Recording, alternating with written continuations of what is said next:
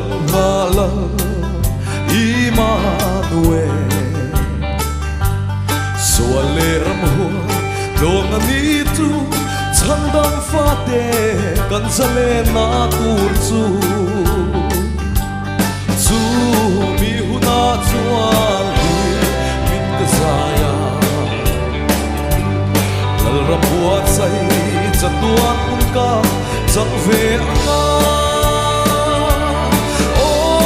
Avaluam done mo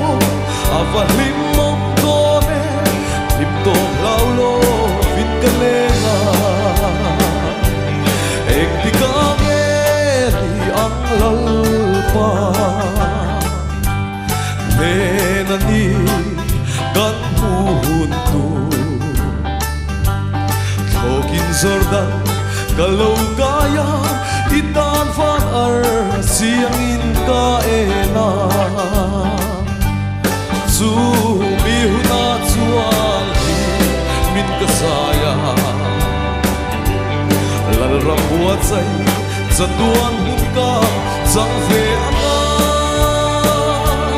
Oh, avaluam done mo Avalimom done Limto aplaulo Vinkalenga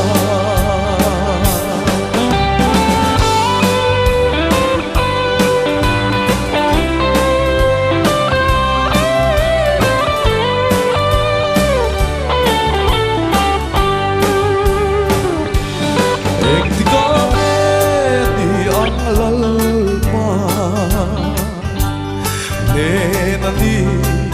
kan muhuntu Togin sordan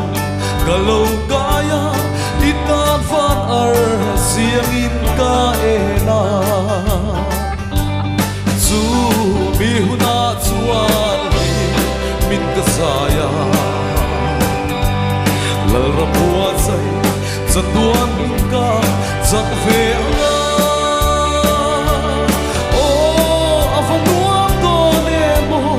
Avalimom done Limto aplaulo Vinkalenga O kapuitar imoy mange Ituna metu anle Anne nala Darsak turcu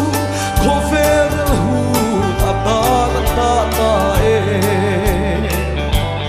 Sumihuna tuali min kasaya Lalram buat say Satuan ka sang veanga